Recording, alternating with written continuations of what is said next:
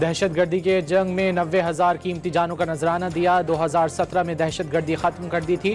منظم سازش کر کے واپس لائی گئی دہشت گردی کے پیچھے بھارت کا ہاتھ۔ افغان حکومت بھی اپنی سرزمین پر دہشت گرد تنظیموں کو قابو کرنے میں ناکام۔ وزیر اعظم کا بلوچستان ورکشاپ کے شرکاء سے خطاب۔ مستونگ میں سیشن جج کو شہید کرنے کی مذمت، متحد ہو کر دہشت گردی کا مقابلہ کرنے کا پیغام۔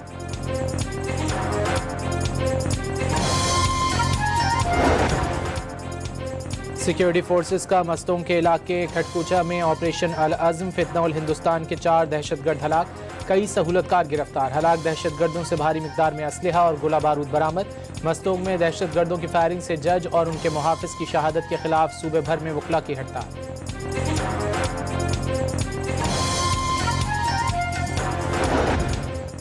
بلوچستان میں دہشت گرد بلوچ عوام کے معاشی قتل عام پر اتر آئے۔ خضدار میں شہری کی گاڑی جلا ڈالی، متاثرہ شہری کا قبائلی سرداروں سے نقصان کے ازالے کا مطالبہ۔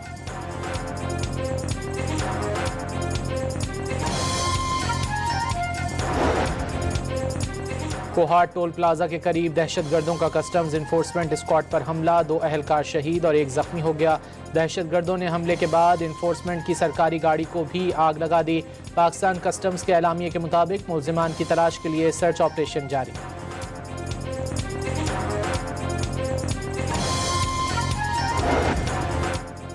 وزیر اعظم نے چیف آف ڈیفنس فورسز کی سفارش پر لیفٹیننٹ جنرل عامر رضا کو 4 اسٹار جنرل کے عہدے پر ترقی دے دی۔ جنرل عامر رضا کو کمانڈر نیشنل اسٹریٹجک کمانڈ بھی مقرر کر دیا گیا۔ وہ اس سے پہلے چیف آف جنرل اسٹاف کے عہدے پر فرائض انجام دے رہے تھے۔ وزیر اعظم کی جنرل عامر رضا کو نئی ذمہ داری سنبھالنے پر مبارکباد۔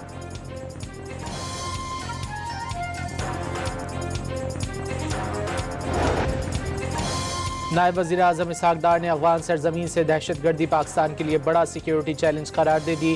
شنگھائی تعاون تنظیم اجلاس سے خطاب میں وزیر خارجہ اسحاق ڈار نے کہا کہ قلعدم TTP، BLA، east Turkestan Islamic movement Afghan سرزمین سے سرگرم ہیں۔ افغان طالبان دہشت گرد گروہوں کو سازگار ماحول فراہم کر رہے ہیں۔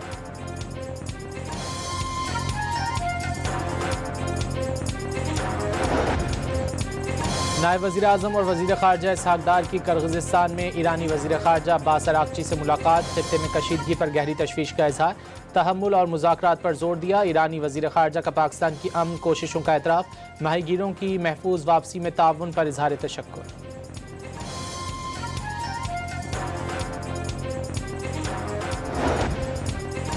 ایران نے امریکہ کے ساتھ جنگ بندی کی تجویز مسترد کر دی۔ سیز فائر کی مجوزہ ڈیل عراقی وزیر اعظم علی الزیدی کے ذریعے تہران پہنچائی گئی۔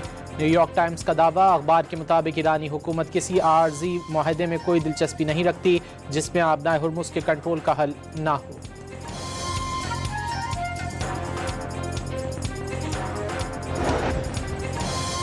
صدر ٹرمپ کی ایران کو آپریشن ایپک فیوری سے بڑے حملوں کی دھمکی۔ ایران میں بڑی فوجی کارروائیاں دوبارہ شروع کرنے پر غور شروع کر دیا۔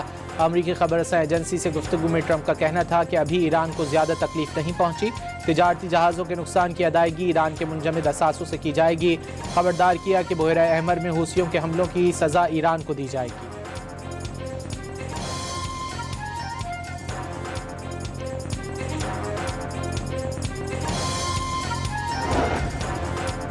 ایرانی سپریم لیڈر کے مشیر محسن رضائی نے ٹرمپ کو مایوس اور ذہنی مریض قرار دے دیا۔ جارحیت ٹرمپ کو بھاری قیمت چکانے پر مجبور کرے گی۔ دنیا نے دیکھ لیا کہ جنگ ایران نے شروع نہیں کی، علاقائی سلامتی کے لیے دوہرا معیار ترک کرنا ہوگا۔ ایرانی وزیر خارجہ عباس اراغچی کا شنگھائی تعاون تنظیم کے وزراء خارجہ کونسل کے اجلاس سے خطاب، کہا کہ امریکی انتظامیہ میں موجود بعض گمراہ افراد نے حقیقت سے آنکھیں بند کر رکھی ہیں، ان کی ساری توجہ صرف آئندہ الیکشن پر مرکوز ہے۔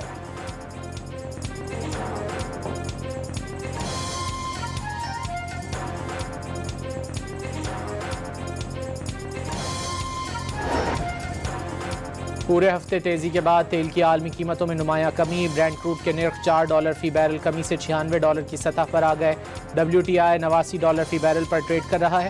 اماراتی مربن کروڈ بھی 10% کمی سے $96 فی بیرل پر ٹریڈ ہونے لگا۔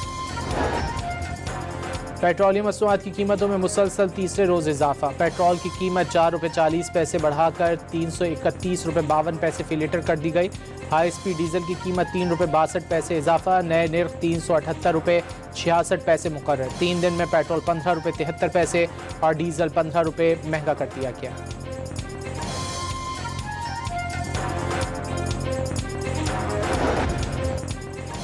بلاول بھٹو کے سخت اعتراض کے باوجود وزیر اعلیٰ پنجاب کے حکم پر 10 الیکٹرک بسیں آزاد کشمیر میں چلانے کی تیاری، بسیں عملے سمیت مری پہنچ چکی۔ الیکٹرو بسیں آزاد جموں کشمیر کے عوام کے لیے اہل پنجاب کا تحفہ ہیں، چاہتی ہوں آزاد کشمیر کے شہری بھی سہولت سے مستفید ہوں، مریم نواز کا پیغام۔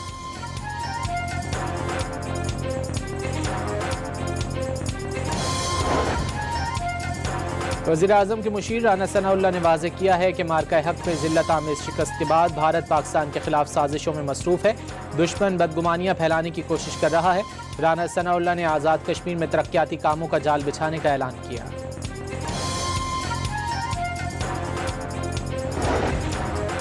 لاہور میں مسلسل چوتھے روز بھی بادلوں کا راج، کئی مقامات پر ہلکی بارش، محکمہ موسمیات نے 2 روز تک بارش کی پیش گوئی کر دی۔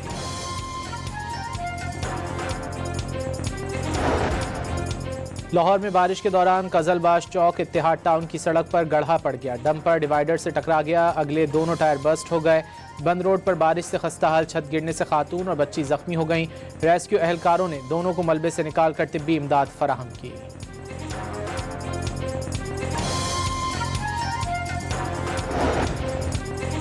ماسہرہ میں سیف الملوک جھیل روڈ پر کلاؤڈ برسٹ کی خوفناک فوٹیج سامنے آ گئی۔ کلاؤڈ برسٹ کے بعد پہاڑی مقام سے پتھر اور مٹی تیزی سے سیاحوں کے قریب سے گزرنے لگی، خواتین سمیت تمام سیاح خوف و ہراس پھیل گیا، محفوظ مقامات کی جانب بھاگ گئے، واقعے میں کوئی جانی نقصان نہیں ہوا۔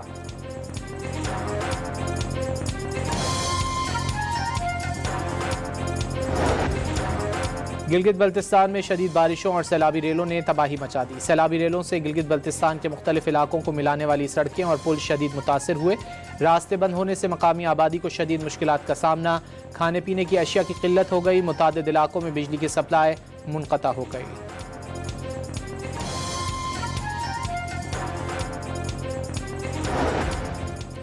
سپریم کورٹ کو نیب مقدمات کی سماعت کا اختیار نہیں، سپریم کورٹ کا تمام نیب مقدمات آئینی عدالت منتقل کرنے کا حکم، سپریم کورٹ نے نیب مقدمات کے دائرہ اختیار سے متعلق کیس کا فیصلہ سنا دیا۔ وزیر اعلیٰ سندھ نے قانون شکن عناصر کو عدالتوں کے کٹہرے میں لانا پولیس کی بنیادی ذمہ داری قرار دے دی۔ پاسنگ آؤٹ پریڈ سے خطاب میں وزیر اعلیٰ سندھ کا کہنا تھا کہ جرائم کی روک تھام میں تمام جوانوں کو اپنا کلیدی کردار ادا کرنا ہوگا۔ سندھ پولیس کے افسران اور جوانوں نے انتہائی دلیری اور بہادری سے دہشت گردوں کا مقابلہ کیا۔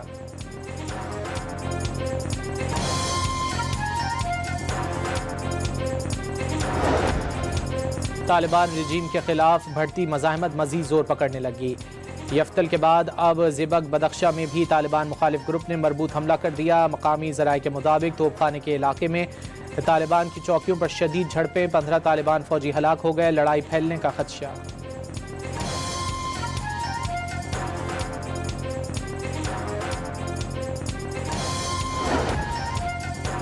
وفاقی حکومت کا فوری طور پر 10 لاکھ ٹن گندم درآمد کرنے کا فیصلہ، اقدام کا مقصد ملکی مارکیٹ میں استحکام برقرار رکھنا قرار۔ اور راولپنڈی کے ہولی فیملی اسپتال میں نوزائیدہ بچی کا انگوٹھا دوران علاج کٹ گیا، والد کی مدعیت میں مقدمہ درج کر لیا گیا۔